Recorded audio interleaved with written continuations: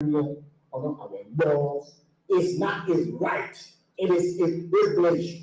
When documents go to your office, that's why you must have qualified staff to read your documentation and abreast you with the issues appertaining in the document. So nobody received document on one day and passed it the next day. Those documents were in offices and people read them. Of course, if a financial document comes to your office and you're not a financial person and you don't have financial experts in your office, you will be behind time. I will send it to you. If you don't discuss it, don't. No, I will discuss it. Prove me wrong. The communication from the presidency, the financial instrument is sent to the House of Representatives on the 21st and was passed on the 22nd. While we were in session, my office staff signed for my own 130 and the instrument was passed 145. They were passed in 15 minutes. I want to challenge this and see whether they come to your studio. Come there. Wonder if you pray for your people and yourself. I see that most of you on internet, what we're doing Israel. Why you are not doing Israel? One, you don't have the opportunity. Other people has. What you need to do is to pray so you can have the opportunity.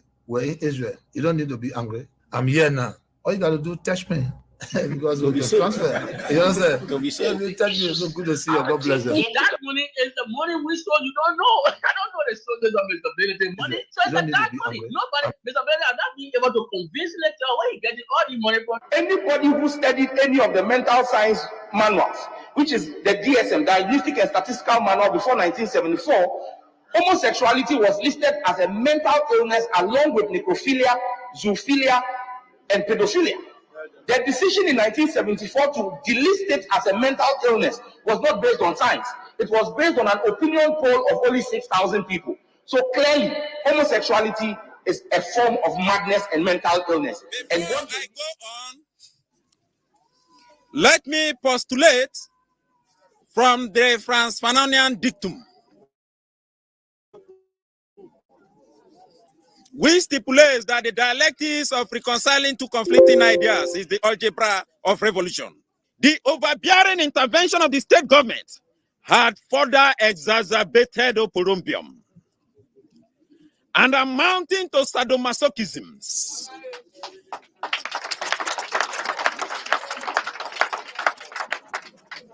Acrimony and chaos in our community. And the star of Africa, the greatest philosopher.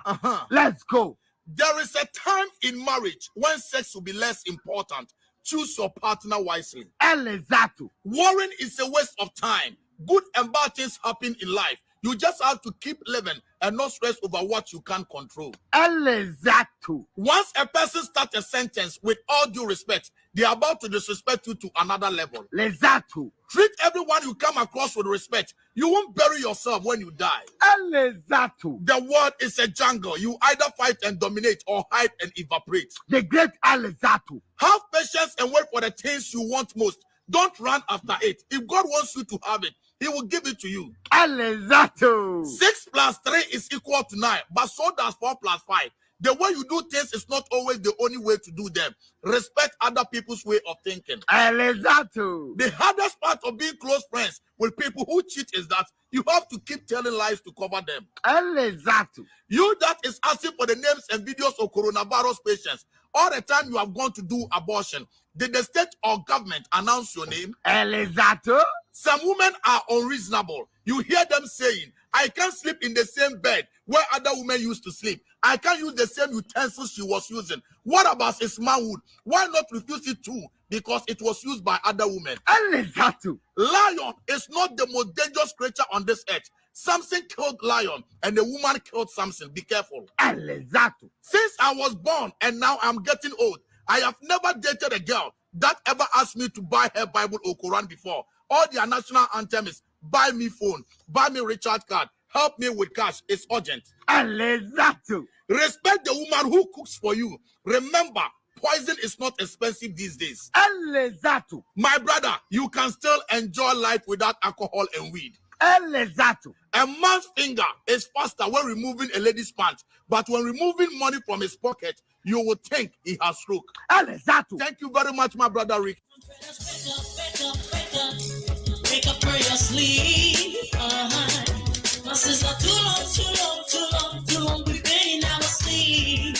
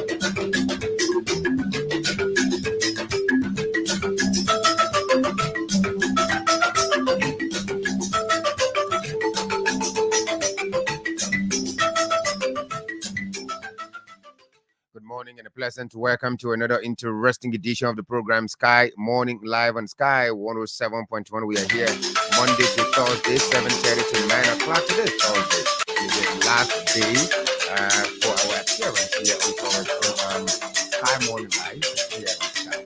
Welcome. This morning we're going to be speaking to the diaspora Liberian who just returned to the country for the inaugural program and maybe some other family activities and so on. We're talking about Ms. Mapu Tenekon. She is a psychologist by profession. She's going to be speaking to us on a variety of issues concerning some of the major things that we consider as societal movements, so that we can gauge her view on what are some of the approaches we can employ in ensuring that we get some of those things. For example, units pregnancy, high school dropout, early parenting, and all of that. So many other, besides the ones that we are experiencing in the country. Ms. Mapu Tenekon will be joining us at 8:05 at the BOE. For that, we're going to be telling you a bit about some new appointments and some other issues. In case of you as well, the public, we've not heard from you before about the first part appointments made by the president. In fact, additional appointments have been made, 10 altogether. He's doing it 5 at a time. So the first 5 is not due to the new members of the public to tell us what they think, and so combine the other 5 and then hear from the members of the public here to tell us exactly what to look up. The decision so far by President Joseph Duwanda.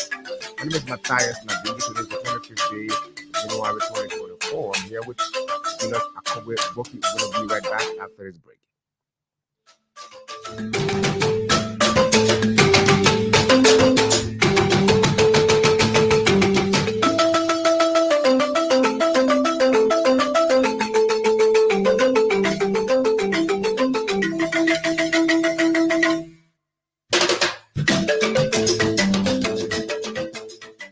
That's right. Welcome back to the program Sky Morning Live on Sky 107.1. We are here Monday to Thursday, 7:30 to 9 o'clock. Today is Thursday, and it's the 25th day of January 2024. The month is gradually leaving us, so we must consider that the year very soon we'll start talking about 2025. That's how time flies. Time flies most times when you are busy doing something. You look at the time thinking that you still have a little time in your favor to complete what you started, but when you know it, before you know it, you realize that you were really, really late. Julius, good morning. Good morning, Matthias, and good morning, everyone. We should not forget, today, one of our colleagues' birthday. Yeah, Princess Howard Tene. Yeah, she happy birthday to you. And celebrating. And even though you told me you're celebrating it on a low key, but we know we'll meet later. I don't expect that, Princess is the CEO of all the KKLS here at Sky that do not social. No, she said we're celebrating it on a low key. Today will be low key. Wait. But in subsequent days, maybe she'll celebrate. Yeah, happy birthday to you, Mrs. Princess Howard Tene, aka the coolest baby on Sky FM. Celebrating in grand style. If you taking on a low key, we're taking on a low key, but we will still call you. We will communicate with you. We'll ask you, maybe put some more pressure on you. I know Matthias and I, we got pressure. But Matthias said you are the president of the KKLS. Yeah, let me say happy birthday to the CEO of the KKLS here at Sky that only drink water and juices at serious chilling programs. So Marco Mopolu. Yeah, Marco Mopolu. Marco is the Secretary General.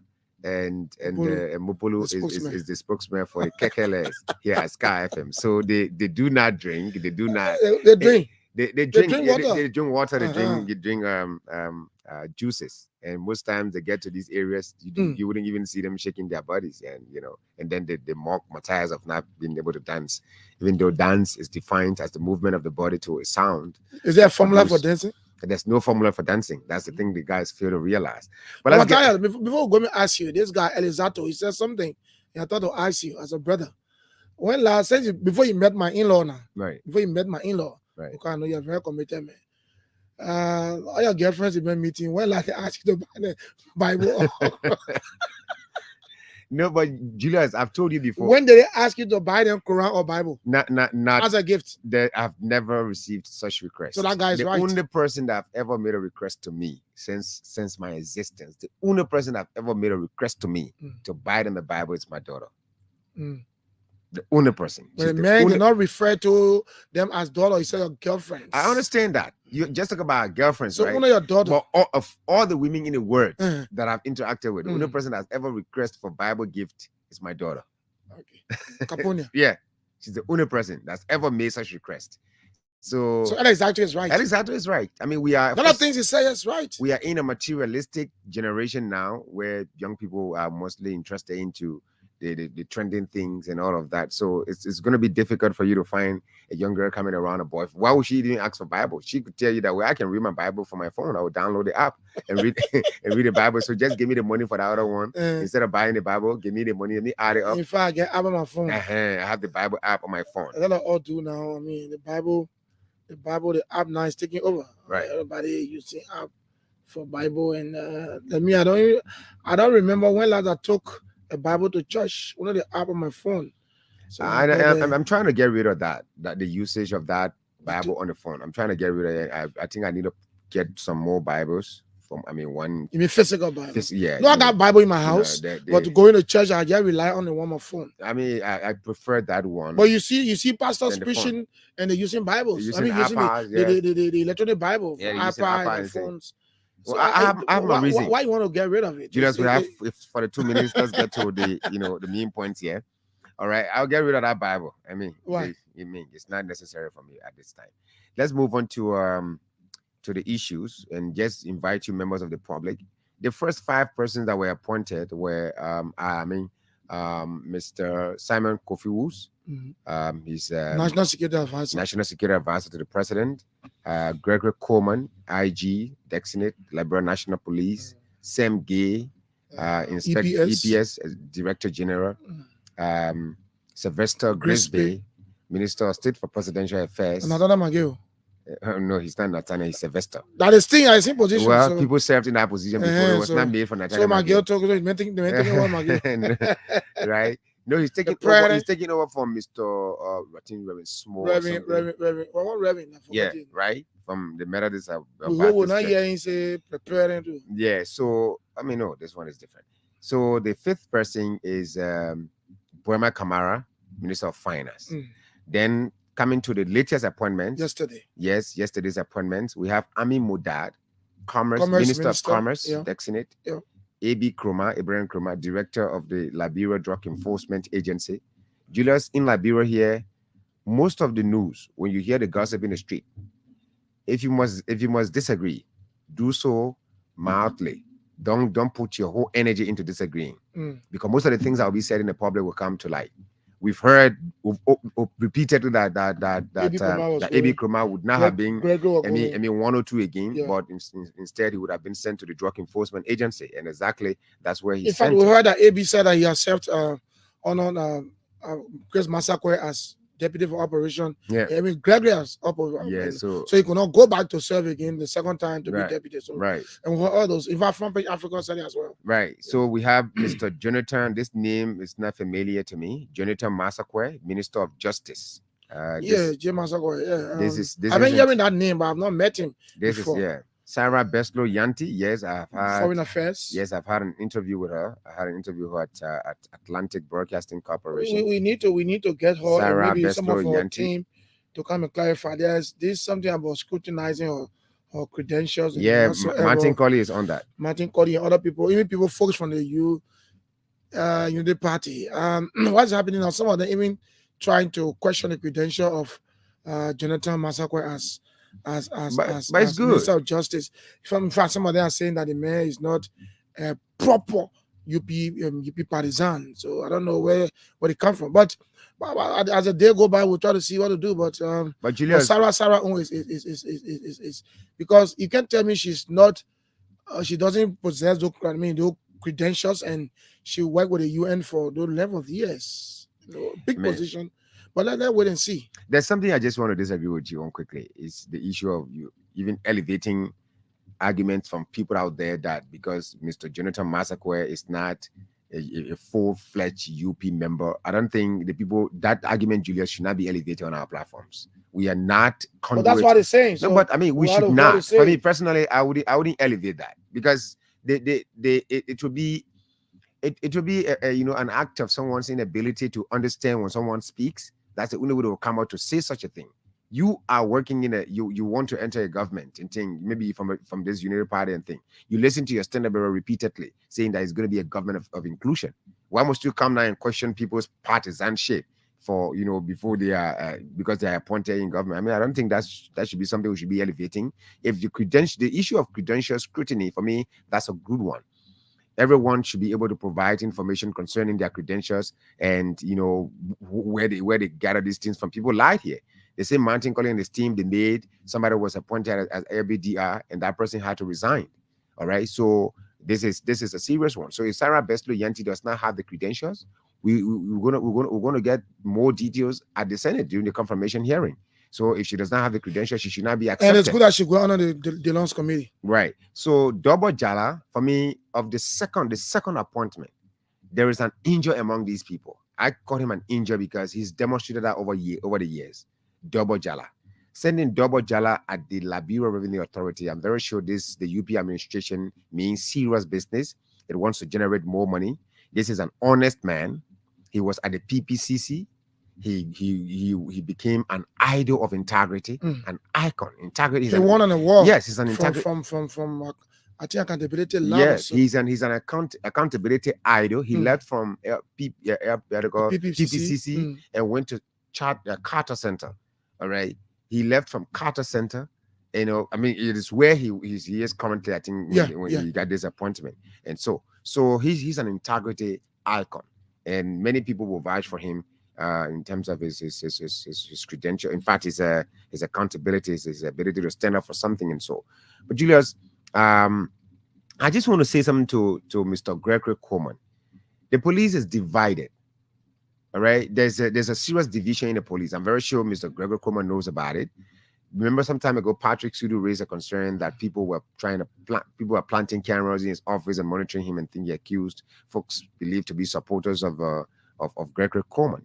You mean folks within the LMP? Yeah, some of his deputies. That's what I'm saying. So those ones are loyal to Gregory Coleman. So they are insiders operating, you know, for Gregory Coleman. So Gregory Coleman, you're a big brother, you're a professional man. I think you just got another master's again. Your education, you know, should speak for you out there. You should be able to go across the aisle and find other people from other areas, promote them. Don't just promote people within your circle, people who are loyal to you. Make sure there should be unity, because in the absence of unity at the Liberal National Police, it's going to be difficult for us to combat crimes, because people are going to be protecting their own. We want to have an RG at the LMP that will be able to unite the police, that will be able to promote people. There should be some young people giving opportunities as well. Another thing I'm also gathering, and I'm still this is something that we're waiting for Gregory to take over. By the time he says that we're going to confront him with these questions, is that there are people within the police right now that just graduated a couple of months back. They are getting more money than other people who have been there for many, many years. For 10, 15 years, they serve the police. Some of these young people who just got in, they are making more money. Maybe because of qualification. No, I mean, I don't think so. Maybe, all right. Maybe they are more educated. I don't think it's on the basis of education. It's basically on the basis of favoritism from the information we've gathered. From whom? All right, from folks within. All right, recommendation from maybe Mr. Sudu and so on and so. But these are things that we must look at if we must, have good security system. And Boakai taking keen interest in appointing the first 3 appointments, focusing on the security. I think he's concerned about the security sector of this country. Now he's completed that security sector by thereby bringing in the justice minister, who's going to be presiding over the joint. We've not heard about the LIS yet. No, the immigration service, no, not yet. But Julius, with 10 minutes to 8 o'clock, let's engage the public, except you have something else to add up. No. Let's hear from the public and, get their views on these appointments so far. And got us on. So we will give you 10 minutes to call us and tell us what do you make of the 10 appointments from the president of Liberia, His Excellency Joseph Newman Boakai so far. So the next 10 minutes we can take your calls Call us on 077-777-107 or 077-221-223. The numbers you can call us on to participate this morning. That's 077-777-107, 077-221-223. If you're in a diaspora, you can call us on our WhatsApp number, +231-777-221-223. Good morning. Good morning, Big Brother Julius. Good morning. Good morning to my tax Dini. Is it Momo Foley from Samalema Village? Thank you for the recognition. My name is Momo Foley, and I call you from Dogo Community, Samalema Village. Momo Foley, we don't no much time. 30 seconds. What do you make of the appointment so far? Thank you. I have 3 interests in the appointment of the president. 30 seconds. No joke. Thank you. The director of GA and the director of the police and Double Jala. I think that the appointment mean well for the Liberian people because the country now have filled with a lot of hypocrisy. When you come to the job issue, I think A.B. Kroma is the rightful person that Joseph Human Burger have appointed have no mistake. And you go to the police, Congress Kroma has a lot of work there doing Manasera administration. Okay. I observed that he is the rightful choice for that era. Double Jala, like you said, he served as one of the best men. All right, thank you. Thank you. You say you're the best. Let's go line 2. Good morning. Good morning. Good morning. Good morning. Let's come here. 30 seconds. What do you make of the president 10 appointments so far? Yeah, the appointments are not bad, but what Martin Cool, the young man is doing for the research of higher quality officers. It's Martin Colley. Yeah, Martin Colley. He's doing fine research because the question on a spoon last night, and he's so fine with that. And those who want to get in position, you should get to school and learn. If you are well learned, that is good for you, but you are working without yourself, take other degrees. So thank you very much. Okay, so let's wait and see what will Madam Sarah Beslo Yanti say respond to that. Good morning, line 1. Good morning to you, Judah, and good morning to you, Mataya Lazendi. Good morning, good morning. What's your name? What do you join us from? My name is George Besaville. I'm joining this conversation from the community. George, what do you make of the president's 10 first appointments? I mean, President Baka for all of these nominations. And all of them, for us individuals, cannot say it is good because it levels the Liberian who is going to do the confirmation. So if the Senate have done with the confirmation, definitely we have to know that they are qualified to work in the interest of Liberian people. But now we have to appreciate the president for all of these carry on. Okay.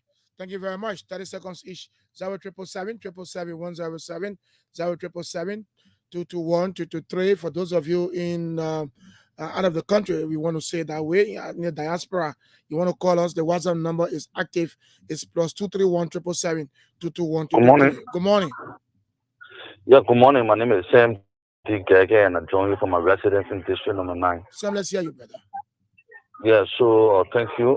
I think the president or the president appointments or nominees are good, especially so to pick up Double Jala, A.B. Kroma, and Gregory Como.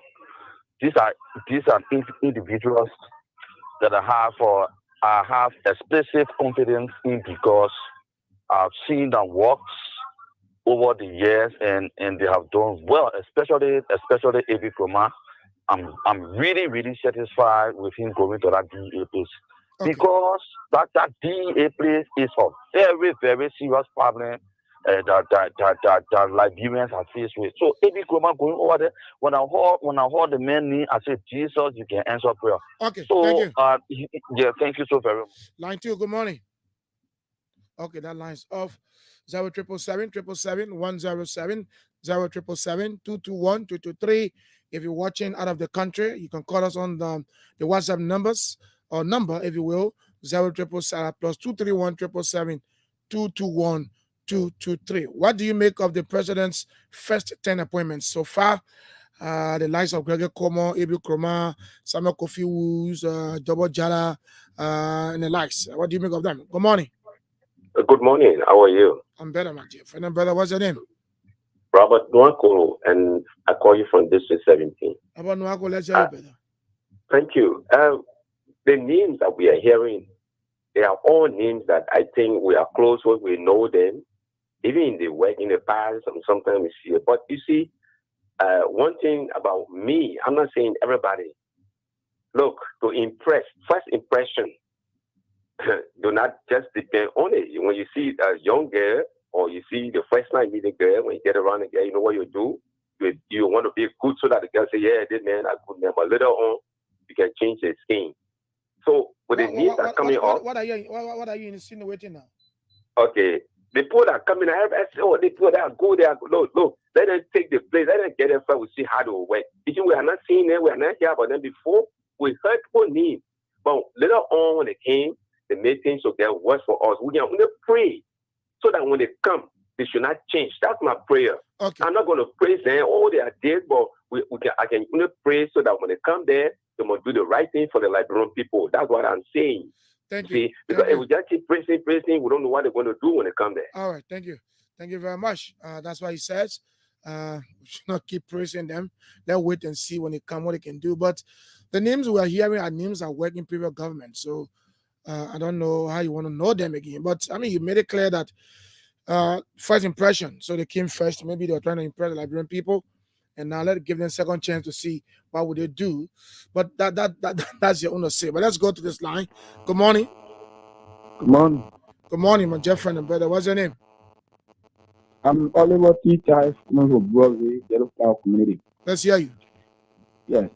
For the appointment from the president, Sheikh Mabaka, for every implement to DA, he am certified at least. We mean well for the Latvian people and also and the IG for now that in the point, I'm certified. I know that he will double his effort for the work for the Latvian people and then to do good things for the Latvian people. Thank you. All right, thank you very much. Another caller. Let's try to see another caller here. 0777 107 0777 221 223 are the numbers you can call us on this morning to participate here on the show. We are asking you this morning, we got 2 minutes to wrap to join the VOA to bring you 5 minutes of news from the VOA. And after that, we'll be having our guest at 8:05. She's a diaspora Liberian. And of course, Mapu Colley, she will be here to tell us. We got other things to discuss about teen apprenticeship and some societal ills. Let's go to the line, talk to the next caller. Good morning. Yes, good morning. Good morning. Good morning, final caller. Yes, I'm scared. Is that Keta from the borough of Nickeltown? No, you call where now? Oh, you call where now, man? You move again? No. It's so. But Keta, you have to check yourself small. Your line is coming in broken, my man. Yes, I'm already. Okay, let's hear you. 30 seconds. The president first 10 appointments. What do you make of them? Where everything is where. When they do, the complaint is too soon. Let us see how the people start their work. The complaint is what? It's too soon for the opposition. Because for furthermore, if you appoint somebody, let us see the work of the person. Then that is when you start complaining. Now where our past leadership were in power, at the end of the day, they blunder and will start complaining. So let us see how the other people hold a kilo. But these same people working in government before, and we scrutinize their performances. So I mean, you can do that now. They work in government, we know this, but they have the performance at the past government. We are in that work in the government, they perform well. So okay, so it is now clear that Keto is living in Kowe now, the borough again. Yeah. So that's how we call it Keto from Kowe. Thank you very much. So that's our last caller there on this segment. We will soon join the VOA to bring you. Let me see what I did last caller. This guy on the line, that thing quickly. Good morning, 20 seconds. What's your name? Good morning, Julia. Yeah, quickly. I want to join the VOA quickly. This is Shaq. We are from Brussels. Shaq, we are long time. Let's hear you. Yeah, Julius. I want to commend the president for the level of first nomination to the Liberian Senate.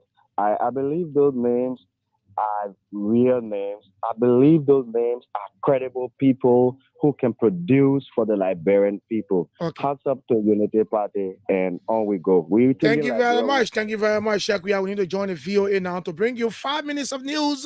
When we come back, trust me, we'll have our guests right in the School's studio. It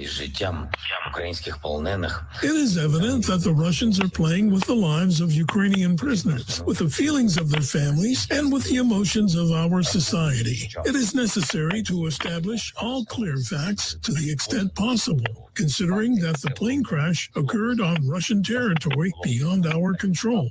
Russian officials accused Ukraine of deliberately shooting down the military transport and said it was carrying Ukrainian prisoners of war. Rick Pantaleo, VOA News. Fighting intensified Wednesday in Gaza's Khan Yunis, the focus of Israel's war against U.S.-designated terrorist group Hamas. The United Nations said 9 people were killed in tank shelling at one of its shelters, sparking international condemnation. The UN slammed a blatant disregard for the rules of war, while the United States deplored the attack at the shelter housing displaced Palestinians in southern Gaza's biggest city. It came after the Israeli army said it had encircled Khan Yunis, the birthplace of Hamas's Gaza chief, accused of being the mastermind of the October 7th attacks that sparked the war. Join host Michael Lippin for VOA's Flashpoint Iran podcast every Wednesday, featuring news and analysis about the Islamic Republic's suppression of domestic dissent, sensitive nuclear activities, as well as involvement in regional and international conflicts and tensions. He'll bring you compelling conversations with newsmakers, researchers, and activists. This is VOA News. A handful of Canadian hockey players have taken leaves of absence from their current clubs as they face possible criminal charges. AP correspondent Gethin Coolbob has that story. 5 players from Canada's 2018 World Junior team have taken a leave of absence from their current clubs following a report that 5 members of that team have been asked to surrender to police to face sexual assault charges. Michael McLeod and Cal Foote of the New Jersey Devils, Carter Hart of the Philadelphia Flyers, Dylan Dubé of the Calgary Flames, and former NHL player Alex Formenton have all recently been granted leave. London, Ontario police launched an investigation in 2022 after Hockey Canada settled a lawsuit with a woman who said she was sexually assaulted by members of that team at a gala. I'm Gethin Coolbob. Alex Formenton is now with the Swiss professional hockey club Ambri Piotta. The stock market value for U.S. tech giant Microsoft crossed the $3 trillion milestone for the first time on Wednesday, retaining its place as the world's second most valuable company, just behind Apple. Here's a Reuters correspondent, Gabe Singer. The two companies have been vying for the most capitalized stock on Wall Street since the start of the year, with Microsoft briefly dethroning the iPhone maker earlier this month. Backed by its investment in ChatGPT maker OpenAI, Microsoft is widely seen as a frontrunner in the race for market dominance and the rollout of generative artificial intelligence. Its competitors on that front include other tech heavyweights like Google owner Alphabet and Facebook owner Meta.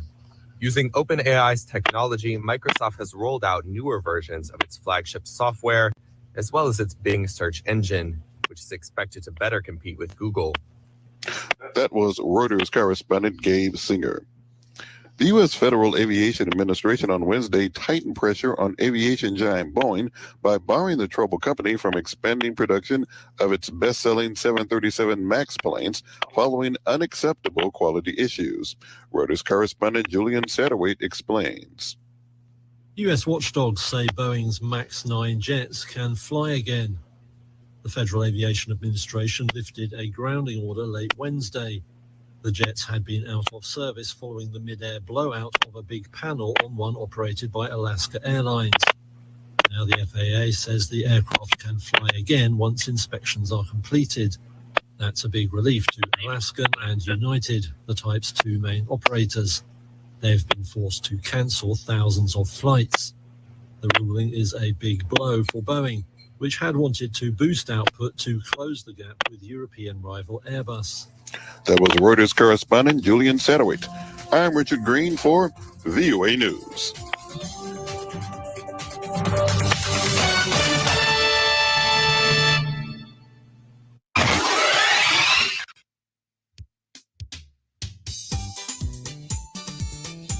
Mama and Grandma told me one day, when you baby already, Chimapo, why about to babers? All the organization, all the people, the NGO, all of them here, UNICEF, everybody here, they helping us. But we gotta help ourselves. 3 years now, I've been sitting there, I can't go to school. My brother in the bush, they're shooting, go, I know who is shooting. Whether that enemy or that brother, I don't know. So I beg you, if I don't want to go water today, because today I don't go water, tomorrow I fire go, tomorrow I don't fire go, then not tomorrow I better ball. If I don't better ball, then I blast the bed.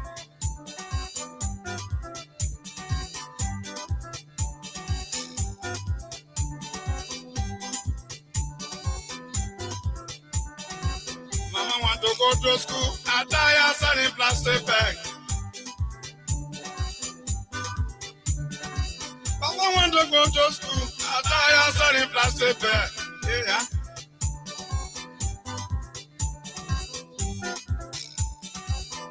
When I lay my book, I will help you, Mama. Oh. When I go to school, I will help you, Papa. Oh. Papa want to go to school.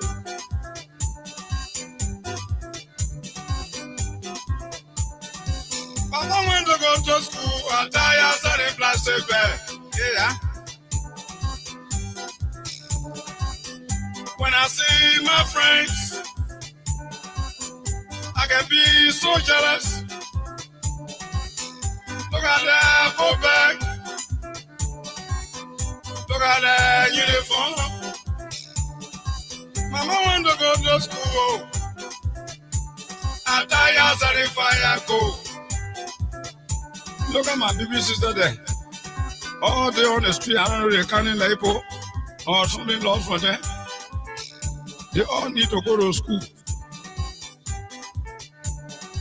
Mama want to go to school, I tie outside in plastic bag. Yeah. Papa want to go to school, I tie her shooting gun all day long. Mama, oh, the outside wonder, oh, my, oh.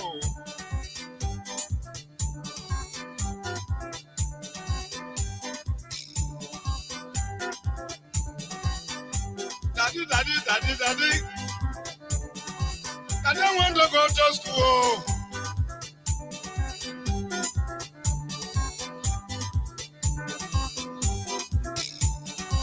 Papa want to go to school.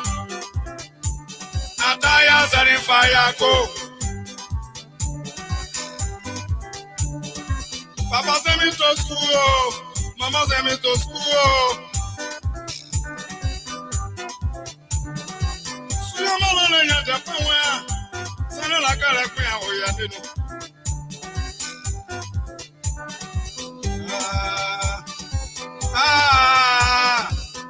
Want to go to school. Look at my friend. Put on your uniform. Fine, book bag. Mama want to go to school. I die sitting down all day. When I lay my book, I will help you, yeah. Papa. I want to go to school. Suya maro le Japan wa. Sana la kare pe awoya. When I lay my book,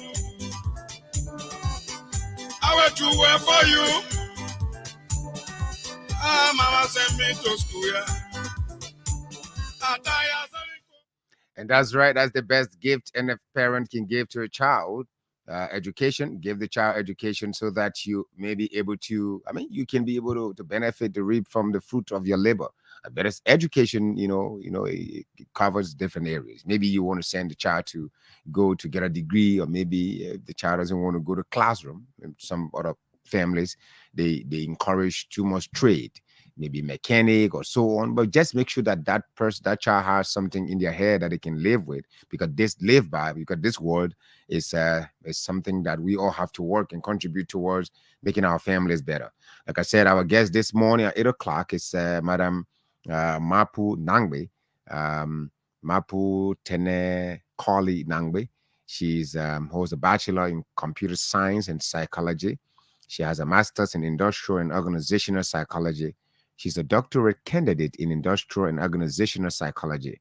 She's a mother of 2 children, John and Tayana Nangbe, and worked for 20 years in the mental health sector.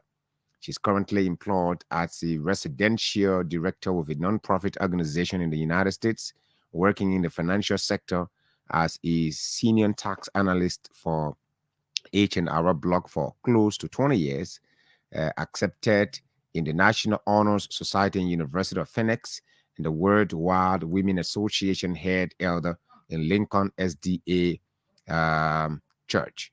So yes, that's our guest. She's going to be here this morning talking about some issues. We'll be right back after this break.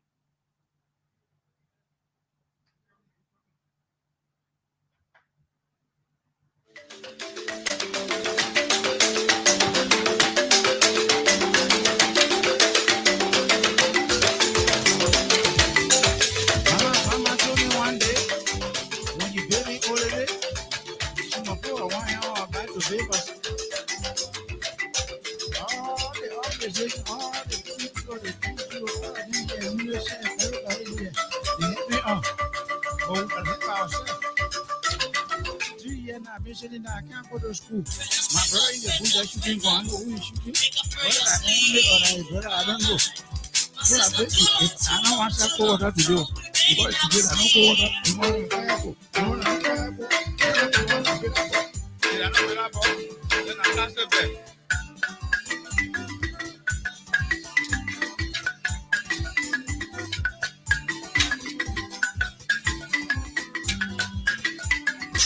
Mama want to go to school, and I am him not safe. That's right. You have to get rid of the street peddling and focus on your school. So we're going to go for a break shortly, where we're going to be switching power from one source to another while we await the arrival of our guest. This is Sky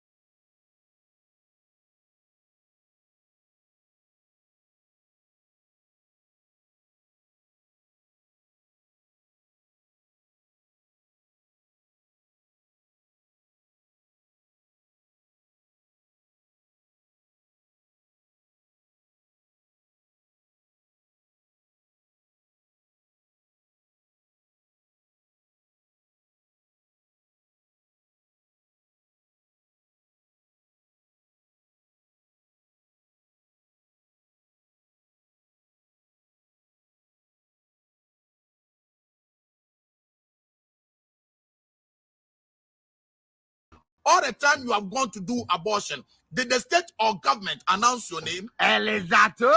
Some women are unreasonable. You hear them saying, I can't sleep in the same bed where other women used to sleep. I can't use the same utensils she was using. What about his manhood? Why not refuse it too? Because it was used by other women. Elizato. Lion is not the most dangerous creature on this earth. Samson killed lion and the woman killed Samson. Be careful. Exactly. Since I was born, and I couldn't agree more with Exacto, because if lion is considered as the most dangerous animal, and then you have a woman killing the man that killed the lion, well, who's more dangerous then? Welcome to the program Sky Morning Live on Sky 107.1. We had to switch power from one source to another. Our guest isn't in studio yet, but we're going to keep engaging your views on the appointments. And I know a lot of you wanted to participate. The president. So maybe we need to add something about the speaker's appointment, because the speaker too made some appointments to some committee, 3 statutory committees, 3 individuals appointed to those committees. We have Rules and Order Committee. Okay, what is the first one? So first, let's go back to the president's appointment. Yeah. So the president appointed the first 5 persons that the president appointed are Councillor Simon Kofi Woos, security advisor to the president. Second, we have Sam Gay, Mr. Sam Gay, Director General, Executive Director or Director General of the Executive Protective Service, EPS. All right. We also have Mr. Gregory Coleman, IG Dexinit, Liberia National Police, and Boma Kamara, Finance Minister. Then who's the 5th person? Okay, I mentioned Gregory. No, that the first appointment is Double Jara is not part of them. All right, yeah, Grisby, Sylvester Grisby, and that is the Minister of State for Presidential Affairs. 5 names. Mentioned Kofi Woos as well, so 5 person. The second 5 we have all right, we have yes, I think the madam is almost here. So the last, okay, all right, she's almost around here. So the other 5, let me go to them quickly. The other 5 appointments that we have: Amin Mudad, Commerce Minister; A.B. Krumah, Director of the LDEA; Jonathan Masakwe, Minister of Justice; Sarah Beslow Yanti, Minister of Foreign Affairs; Double Jala, Commissioner of the Liberia Revenue Authority. Where was I looking at this appointment from the speaker? So the speaker made some appointments at the House. All right, so let's get the 3 committees that he appointed. Rules and Order Committee is going to be chaired by Honorable Marvin Cole, co-chaired by Honorable Abu Kamara of District. Marvin Cole is from Bon County. Abu Kamara is from District 15, Montserrat County. So Foreign Affairs Committee, Honorable Ta Z Wongbe, and it's going to be co-chaired by Honorable Richard Nangbe Kong. Ta Wongbe is from Nimba. Richard Kong is from Montserrat. Executive Committee, chaired by Emmanuel Dan. Honorable Emmanuel Dan is District 7 representative, and is going to be co-chaired by Honorable Simon Enders. So those are the 3 appointments so far made by the speaker at the moment. So with the 10 appointments made by the president and thing, these appointments are important for us to look at them, and we gauge your views on what to make of the appointments made so far. So let's hear you. Call us on those numbers: 0777. We might just have 30 minutes conversation with our guest.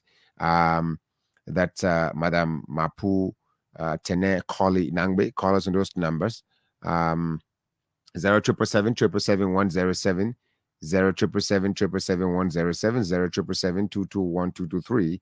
Are the numbers you can call us on to participate on the program this morning. Call us. Let's have a conversation. What do you make of the appointments? And like I mentioned, I think this was a public discussion already, where people were expecting Ibrahim Krumah to go to the Liberia Drug Enforcement Agency. We hope that he wouldn't let the people down. People who believe in him, people who see him as the right person for that area, because you see the issue of drug in the country is really high. All right, drug abuse, the increase of drug abuse in our society today is so high that that it's difficult for you to go into any community at the moment without seeing some kind of makeshift structure in one corner where young people go and hide there to take in some other some substances, whether it is marijuana, whether it is kush, whether it is any other thing pertaining to drugs. They go in those areas and hide themselves. So it's important that we find someone, we have someone at that area that will be able to weed out these unscrupulous individuals trading drugs to the children, to our young people in the various communities. Well, the issue of revenue generation with Mr. Dobo Jala giving his record in terms of integrity, he also came from the civil society angle, and going to the PPCC, coming to Carter Center, and his degree of integrity, as people consider him in the society. He's an integrity icon, going at the Liberia Revenue Authority. I'm very sure President Boakai, maybe he's taking this decision. He wants to succeed, and every president, anyone that comes into government, you want to succeed. He wants to succeed. Maybe that's why he's finding people that he thinks will work in line with his agenda. And Dobo Jala is that man. All right, he's that old man for that position. And many people believe in him. Many people think that he's going to do well. He's certainly going to deliver, according to some of the narratives we're seeing on social media, and people are judging from his past record. And something else somebody was saying, I remember the last edition of 50/50 we had Mr. Kiatama, and some folks believe that the fact that Mr. Boakai is appointing people who worked in the Sali's administration, it means that he's walking in Sali's shadow.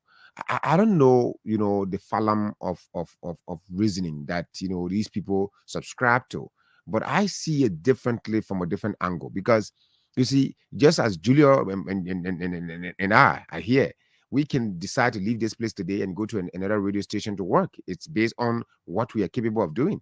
In fact, this is not the first radio station some of us have worked with. We worked with several other stations. So does it mean that because you heard me on one station some years back, it means that my navel string is tied to that particular station? I can now move to go somewhere else to explore opportunities and see whether I can through that I can reach my full potential. I'm saying that to mean that the President Ellen Johnson Sirleaf came in this country. She became president for 12 years. She was looking for qualified Liberians to work with her, and those people that worked with her, they were available and things. So that she has her own, form her own administrative style. All right. And as an administrator, she hired those people that she could hire. They work at her will and pleasure. They deliver according to the way they could deliver at the will and pleasure of the president. So whether the government was three times corrupt than other governments, well, at the end of the day, they still delivered. They did what they could do. Mr. Boakai, on the other hand, all right. On the other hand, Mr. Boakai is a president now. Okay, he's also a new manager. All right, he's a different manager altogether. So he himself, he wants to do something differently. So because going back to bring some of these people that work with Ellen Johnson Sirleaf does not suggest that they are going to be working according to the will. They're going to be working to the will and pleasure of Ellen Johnson Sirleaf, but rather they'll be working at the will and pleasure of Joseph Jouma Boakai, who is the new manager of the state of affairs of the country. His managerial style, may differ from Ellen Johnson Sirleaf's managerial style. So maybe the way he would take action against some of his people that may do something against the Liberian people, against the mandate, against his agenda, his reaction may be different, and his disciplinary measures put in place could be different. And this could lead to much more delivery, much more production, much more, output in terms of work by the people. All right. So, let's watch. As these people go for confirmation hearings, they should come with the right credentials. They should come with integrity. If they pass through the confirmation hearing, they take their various offices to work and think they get to work, then I think it's when now let's start asking them whether this person is delivering or two. When the person L, we raise the issues and see whether he's going to be a president that's going to keep one person at a particular position for 6 whole years without even rotating them, or maybe reshuffling and bringing in different people. We're going to go for a break. I'm told that our guest is somewhere around. We're going to take a break, and we come back. We usher in our guest. This is Sky Morning Live on Sky 107.1. We'll be here. We're here Monday to Thursday, 7:30 to 9 o'clock. And I'm here with, my name is Matthias Labini. I'm here with my colleague Julius Akobwe Boki. We're going to go for this break, and we come back. We're going to usher in our guest in the studio this morning. And this is Sky Morning Live. So like I said, our guest this morning is a psychologist. Let me just quickly mention that Mapu Nangbe holds a bachelor in computer science and psychology. She has a master's in industrial and in organizational psychology. She's a doctoral candidate in industrial and organizational psychology. And of course, she's a mother of two, a boy, a guy. Yeah, a guy and a man and a lady, right? She has worked for 20 years in the mental health sector. She's currently employed as a residential director with a nonprofit organization in the United States, working in the financial sector as a senior tax analyst for H&R Block for close to 20 years. All right, so we're going to take this break. When we come back, we'll usher in Madam Mapu Tene Koli Nangbe on the show.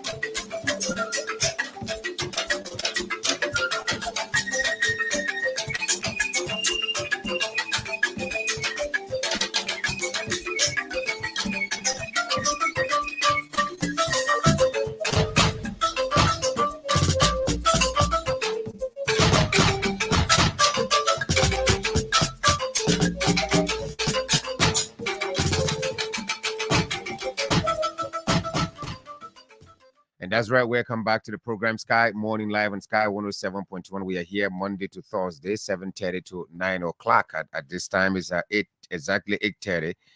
We're going to have a conversation now with our guest this morning. The lateness is not actually her fault. I must, say this on her behalf, because welcome to Liberia. I mean, and that's what I've been saying to her since morning.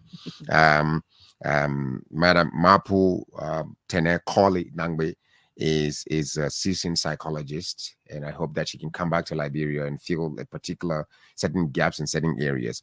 But let's start the conversation. Welcome, madam. Welcome to Sky Morning Live, and welcome to Liberia. Thank you very much. Right. Thank you for having me. Yeah, I appreciate the fact that Sky has me on, right. And I do hope that what we do discuss today will be of benefit to our nation and our generation to come. Thank you very much. Absolutely. So since we don't have much time, let's look at, because we guess we'll send you like 3 thematic areas that we're going to be looking at this morning in the conversation. Things that have become norms that are causing nuisance for the society. What are they? If you're aware of them, and how can we weed them out? So as a mother, as a psychologist, as a social worker, though you don't base here in Liberia, but you've been here for a few days now, you have family members, you interact with them, you read the dailies here. What are some of those things that have become norms that are causing problems for our society? Well, Liberia is a very unique country. We take pride in who we are and where we come from. And it is unfortunate that we find ourselves in such opposition. But we have a generation that we are morally and legally and spiritually obligated to be able to help to succeed in the future. So some of the things, just quite a few things that I've been able to notice while being abroad and coming into the country. One of them that we talked about a lot is corruption, vast corruption within the country, gender inequality, impunities where people are not held accountable for their actions. We also have environmental degradation. When you drive on the streets, when in the country, you get to see what's going on. And the biggest and foremost that we have is substance abuse. Within our country, with our youth, with our young generation, the people that we hope that we can pass the baton on to when we move. So we have a lot of work here to do, but it is not going to be easy, but it is something that can be done. Identifying the problem, in any, social work is a very important thing. Once you identify the problem, very sure the society, the solution will come inside. Now, given what you've seen, what you've noticed, that these maintenances have become, norms in our society, what can we do? What approach can we employ to ensure that we get rid of them? If not getting rid of them, but minimize them? Well, I think first and foremost, acceptance. We have to take acceptance for the things that have happened. And I think once we recognize that we are at fault for what has happened within our country, we will be able to make a difference. And the other thing that I did not mention. Yeah, just a moment, talking about acceptance. Because when there's a report of corruption in an institution, meaning there's a doer, they are facilitators. So who should accept? Is it the people that did the act, or the institution accepting that, yes, these people are corrupt, or the society saying that, yes, our people are corrupt? Who should first lead the charge of acceptance, and how does that help us in weeding out corruption or these nuances that you mentioned? Okay. If you don't accept that you have committed wrong, you wouldn't be able to solve that issue. There are things that people do, and if they are not corrected, it becomes an acceptable behavior, because we condone them. But if we do accept that someone have committed a crime, and we take actions towards that, and that's where impunity come in, and then we will be able to have accountability. But if you don't accept it and you see it, we're talking about norms right now, and you see it as a norm, like this is what everybody is doing. So what's the big deal when we're doing that? Then we have a problem there. So in order for you to solve a problem, you got to recognize that you have a problem. And that should be a national. That's a national issue. But we as Liberians that are on the outside of leadership do recognize that there is a problem. So leadership will have to recognize that there is a problem and put systems in place to solve this problem, so it doesn't become an acceptable behavior in society, to make it a norm. So this requires political will, accepting, and then putting measures in place. You also need a political will, because over time, what we've heard from two of our past leaders, Ellen Johnson said she described corruption in 3 different ways. At the end, she said she could not defeat it. George Weah came and said, well, we are all interrelated, so it's difficult for us to fight corruption. So, for example, if Mapu did something somewhere, and then Matthias is in charge of that institution, given the relationship between Mapu and I, there's no way I'm going to take action against Mapu, because we are interrelated. We cannot defeat corruption. Where do we hit the nail on the head by employing political will in fighting against these ills that you've outlined? These are really things that everyone is aware of in the society, but political will is missing. Our people think that we are related. They see their approaches towards corruption is different. We don't know what Bouaka is going to bring. So how do we nail it? Well, it starts from the head. Because if you are at the top and you can't hold your people accountable for their actions, then you have failed the will and the power of the Liberian people. Because if you cannot instill justice or discipline within your core, within your leadership, then there is a problem. So you wouldn't be able to the fact that you cannot do that within your household. As a mom and a dad, we discipline our children. So our actions represents what we do, and that's what our children emulates. So if you're doing wrong, if you have children, sometimes it would tell you, so, oh, my dad, that's what my dad does, or that's what my mom does. So if you're in such a hierarchy, if you're in that, on that level, in that position, you should be able to hold yourself accountable first, and your people who work for you accountable. So these failures that we've witnessed over time is as a result of the leaders themselves failing to hold themselves accountable, thus holding their subordinates accountable. My opinion, yes. Let's look at the issue of teenage pregnancy. You mentioned a couple of things: teenage pregnancy, single motherhood, high school dropout girls and boys, and the increase in substance abuse. Would we ever be able to tackle them? Now we have a new person appointed at the LDA. Mr. Abraham Nkrumah, he was the 102 two times under the Studies Administration. Now he's at the Drug Enforcement Agency. Well, is the agency sufficient to even tackle drugs? But as a society generally, how do we tackle these things? Let's deal with them, step by step. Teenage pregnancy, for example. As a mother, as a social worker, as a psychologist, what is causing this, the increase of this? Well, when I went back and did some research, mainly on Liberia, and the numbers were very astounding. Liberia has a very high rate of teenage pregnancy. And I was looking now, it said 3 out of 10 female in Liberia gets pregnant before the age of 18. 3 out of 10. 3 out of 10. 5% of adolescent girls get pregnant with their first child.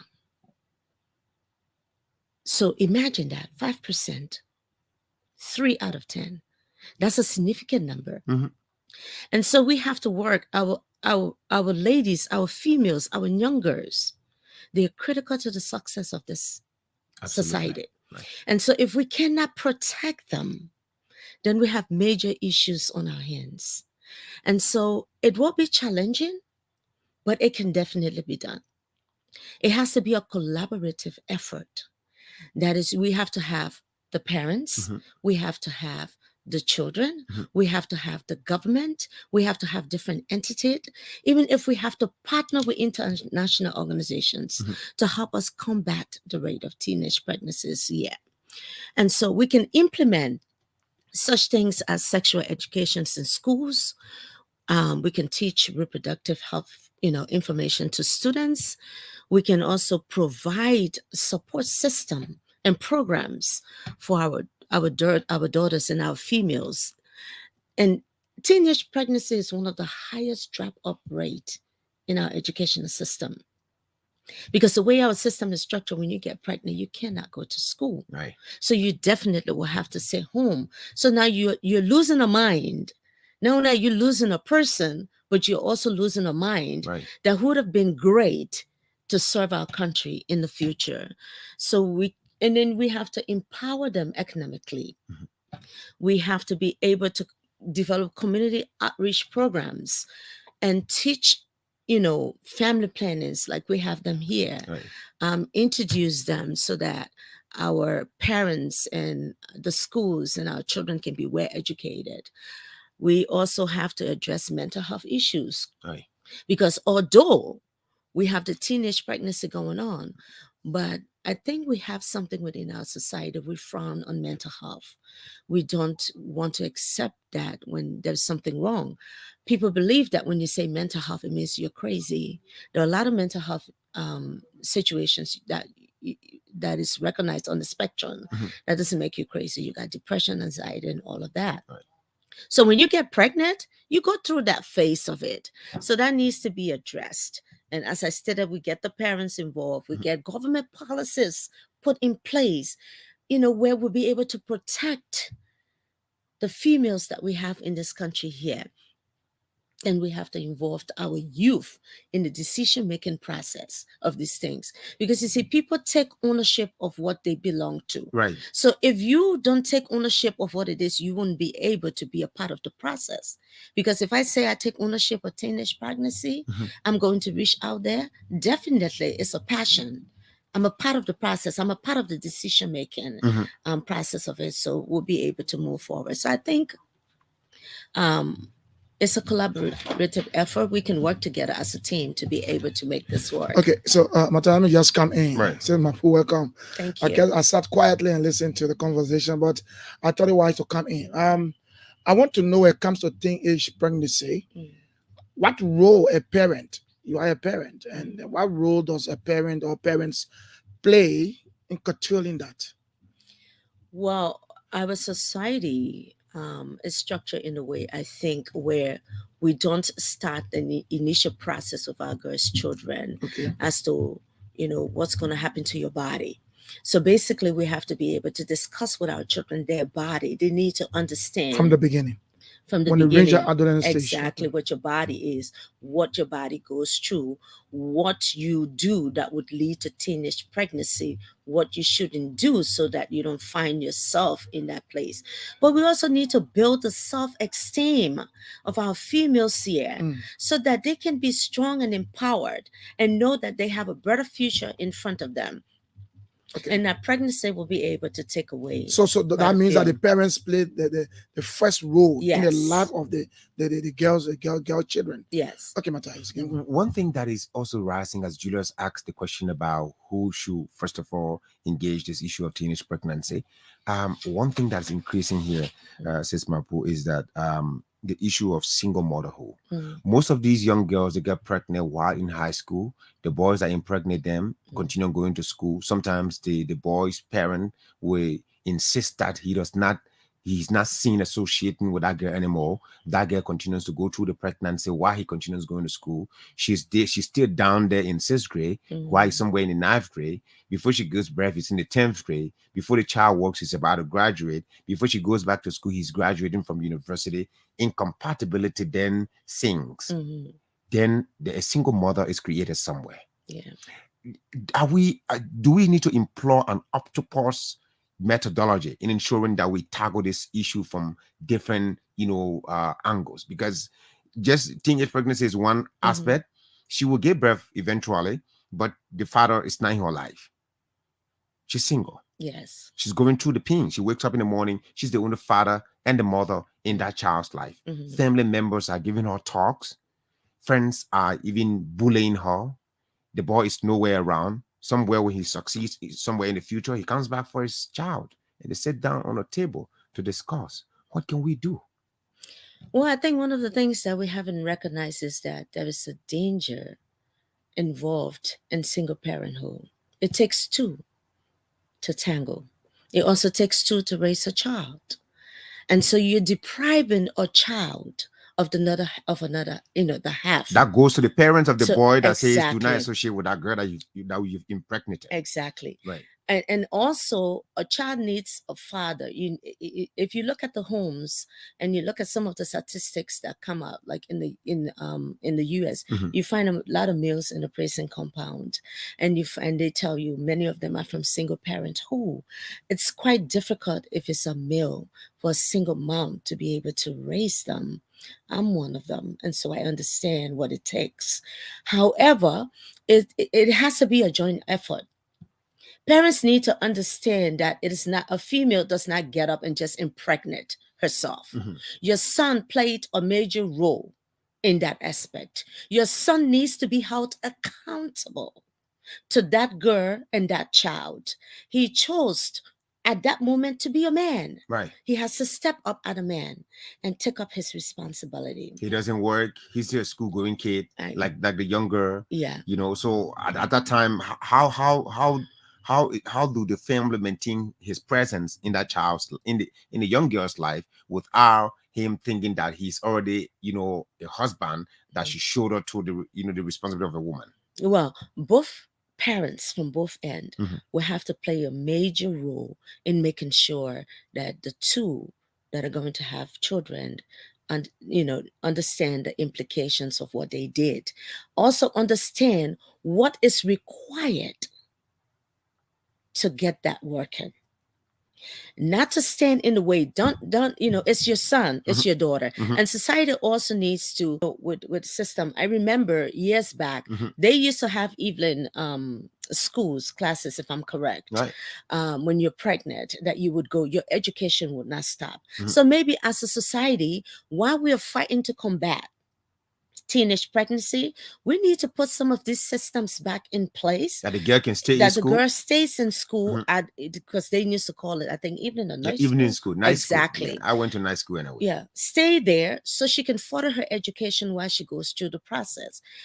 And both parents need to make sure that whether the son is working or not, he has a moral obligation to that child, even if he's not financially responsible. Children in general wouldn't, money is an issue, yes, but the connection that you built with your child helps them to develop mentally, sound, physically, to be a better person in society.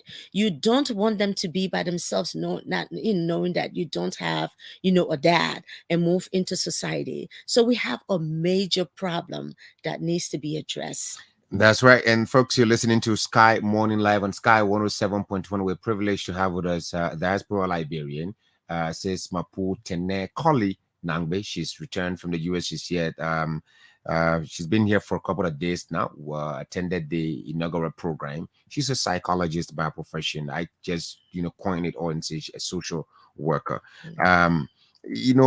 Earlier when I asked when we were dealing with the first, segment of the interview, you touched the issue of gender equality. And on the third one that we have here, which is the last, is that we are asking a question about how are Liberian women stepping out to compete with their male counterparts? What's missing? So that would take you back to the first issue you addressed about things that have become norms, and you talk about gender equality. Are women themselves stepping up to the plate to ensure that they compete with their male counterparts? If they are or they are not, what is missing? I think we've come a long way as women in the world and in Liberia. We have a lot of Liberian entrepreneurs here, business women. And I looked at an article from Daily Observer that came out, I think, in 2022.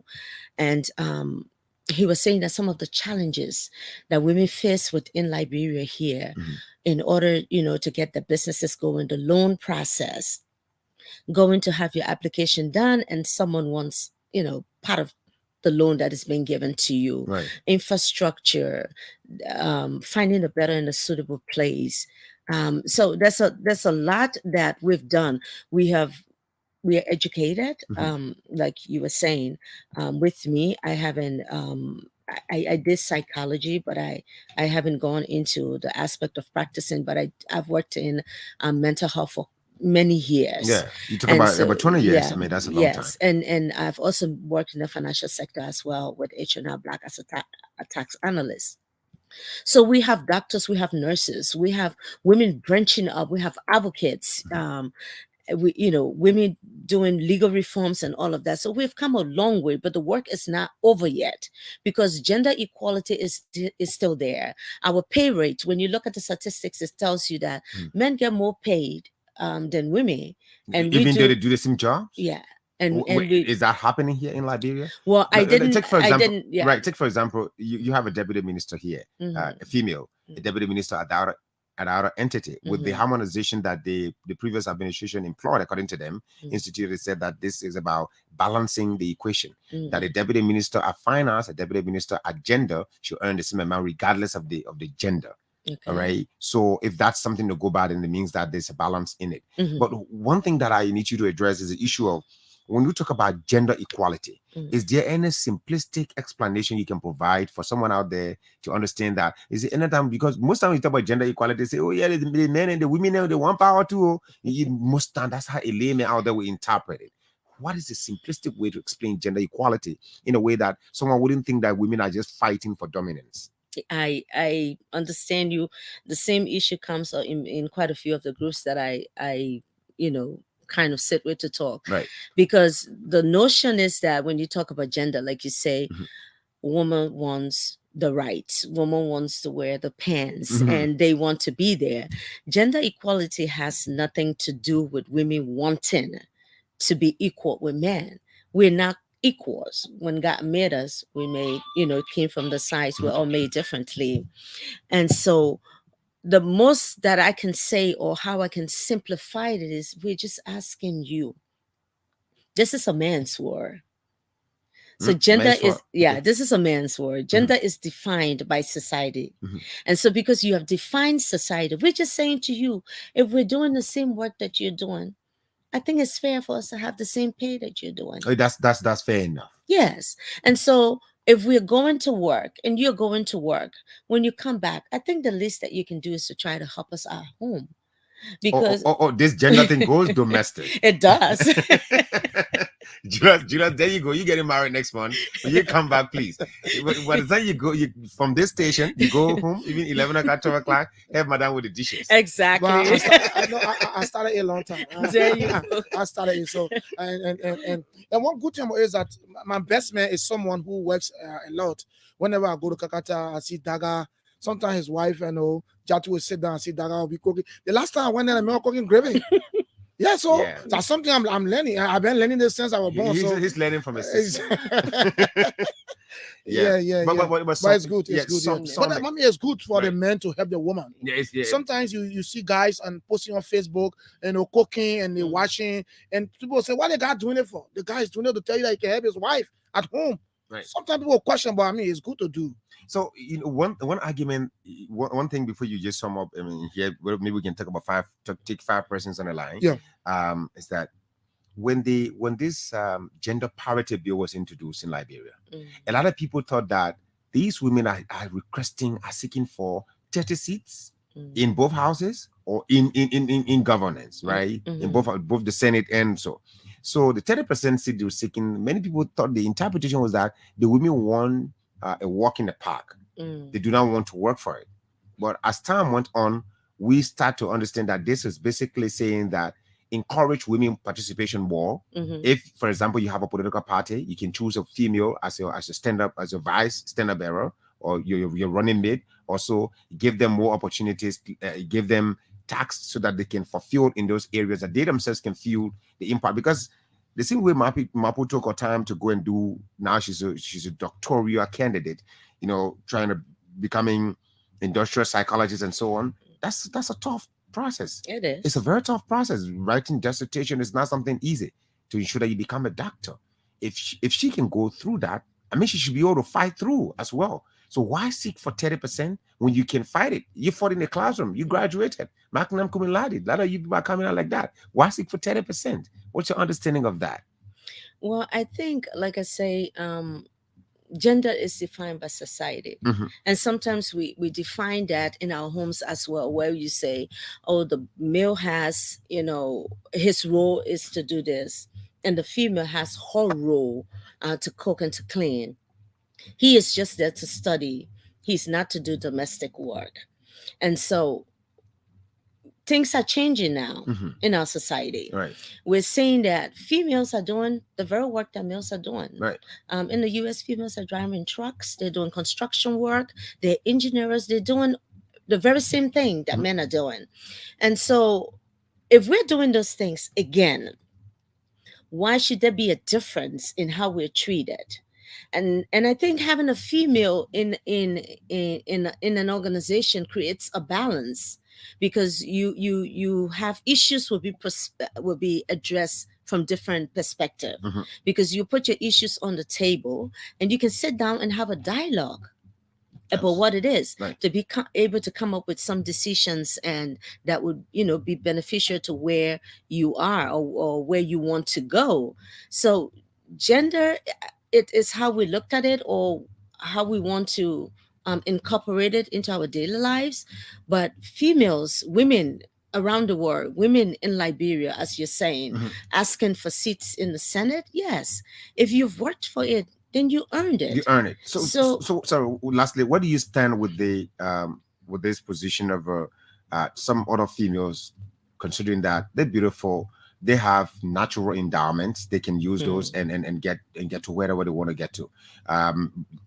Ignoring qualification and seeking to sort of display beauty and get what they want. What do you say to a young girl who is thinking about employing such a mentality to survive by it? Well, I would say to you, your mind is the greatest success that you would ever have. Your mind can take you further than your beauty, because you could lose it somewhere, somehow.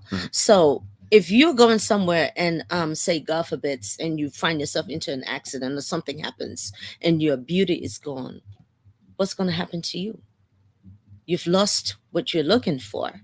But if you develop your mind, it takes you further than where you would be. Your beauty, there may be some limitations to how far it would take you, but your mind is not limited. It wouldn't limit you as you continue to learn. So I would say to you, go to school, learn, develop your mind, be the best and perfect person that you can ever be as a female, and go out there, and you will definitely, it will be tough.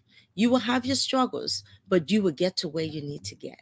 That's right, Julius. Let's engage the public quickly and see if we can close up on this. We really wanted to have an hour conversation, but this is really fruitful. Call us on those numbers: 0777 777 107, 0777 777 107, 0777 221 223 are the numbers you can call us on to participate on the program this morning. Let's talk to a few persons. So let's take the last minutes to talk to a few persons. The numbers are 0777 777 107, 0777 221 223. For those of you watching us on our Facebook pages and our YouTube channels as well out of the country, you want to participate, the WhatsApp number is +231 777 221 223. So while we wait for the callers, maybe say have some questions to ask. You attended the inaugural program, I guess. Yes, I did. All right. How did you how was it? What's your takeaway? It was okay. I want to go back home. I need to board my plane. But honestly, it was okay. It was okay because you want to board a plane. But I mean, I can say that it was an honor. It made me proud. And it made me proud as a Liberian that Liberians fought hard to get to where they wanted to be. They stood under the sun. And they stood under the sun for the inauguration as well. They did. So with no water, right? No air, to see the changes that they voted for be installed in office. And so when the oath was being administered, I had goosebumps on my skin. And I mean, this is a blessed nation. And I prayed that God would direct the footsteps of the incoming leadership to do right by our people who have chosen to set them up, to set a standard that we as Liberians and our young women and society can be able to be governed by. While we're wrapping up already, we have 5 minutes. All right. I just want to ask you, with this wealth of experience you have, the education you are acquiring and thing, when Ellen came to power, Ellen went for the likes of Antoinette Saye, Olubankekin Akirili, people who were out of the country, empowering themselves, improving themselves daily. Would you, if you were asked to come to Liberia to serve? No, honestly, this is a personal question. I mean, we cannot have this psychologist sitting in the US working with me. I know, right? I know. You've not a psychologist yet. Right. Yeah, I'm running away from that. You're running away from it. I'm running away from psych. I mean, you need to come to help the country. You need to come to help. With some counseling. You worked in the mental health sector for 20 years. That's a very long time. Would you come to help your country if you were asked? I don't know about that. Okay. But I do know that for me to make a decision when it comes to every job I've had in my life, it has always been led by the directions of God. Okay. And so that is something that I've never, the jobs that I've had, I have put out applications looking, but the ones that I wanted, I never got. I was always led by God in different directions. So I've stayed longer at where I was led. So to your question, I would have to pray about it, but I don't think anyone is looking at me. You don't think anyone looking at you? Why you don't think so? We looking at you. We just you could be recommended to the president. I would think about it, but I'm not looking. I will think about it. Let's close up. Are you thinking in that direction? Honestly, she said she will think. No, she will think about it. Yeah, she's not giving it a thought yet. All right, but let's close up with a sector that you've impacted greatly, because whether you did mentor, you did mentorship, or all of that, I can say that you were under the umbrella of education. Yes, because to counsel someone, you are sort of finding the faults and trying to find the positive and replacing them with the negatives in the person's mind and so on. That's my understanding of it. So what do you think, if you were to be asked to recommend to the incoming education minister, what are areas in our education sector you see loopholes that you think need to be covered? You're going to get me in trouble, but I'm going to say this. One of the things that I've actually looked at, I just had this discussion about a few days ago, is the way the academic year is structured. When I was here, I knew that I went to school from March to April. And so summer, well, not really summer, vacations, when you have them, you want to have them at a time where you want to have a lot of fun. You don't want rain, you don't want different things. So I'm baffled, as to the change in the system. Now, I may be wrong, but I think the change might have come about based on the system that is within the US, giving people here who have the opportunity to go to school abroad to fit within the system. But then my question is, our summer over there, it starts from June to August or September. It's hot. You get to move around and you get to do things. The time you've set for vacations for students here, it's rainy and they can't do much. But my question is, with that, how many people within the society of Liberia can afford to send their children abroad, that you would base a change, if it is based on that? Again, like I say, I may be wrong. If it is based on that, how many of the people in this society can afford to send their children abroad? So is it basically, your observation, is it basically about the structure? That's just one of it. Okay, so Matthias, let's talk to this caller quickly before we can go. Good morning. Good morning. Good morning. What's your name? Yes, I'm Brother Harrison, and we're calling from 15th Street. Let's hear you, Harrison. Yes, I would like to take this time to give many thanks to our studio guests for the topic on discussion this morning. Thank you. My brother, some of the things that really affecting this our current children these days is that particular gender equality words that they don't really understand. So it affects most of them. A particular word, they take it to be a word. Some of them having a mind, and even they and the men are in a home, they should have the full control over the men. And then if the men having to make any contribution, that they cannot even be able to appreciate the men, the respect should be given to the men. Okay, so that's your point. Thank you very much. We can wrap it up quickly. And for him, he's talking about, I mean, he sounds like a real, your marital issue and a real African man, I mean, who's yet to navigate through Western and African cultures. But yeah, let's close up, madam. Thank you so much for coming in this morning. It was a pleasure having you and thing. What would you recommend to the regime, the Boakers regime, as you leave? What's your area? In every societal issues, anyone you ask, they have their heartbeat. That if I were to tackle an issue today, I would focus here. If you ask me today, I'll tell you that the pollution of our airwaves in Liberia by some journalists who transition from professional journalism to political commentary, and today they are polluting the airwaves, they're misinforming the public. I would say you that that's my major concern. That's my problem that I think that should be tackled with. What's your problem? What's your issue? What is that particular issue in the society that you want this regime to tackle hands-on as it's beginning work? I would say to the incoming leadership, in order for you to have a country, you must have people. And for you to have people, they must be healthy, they must be fit, they must be sound.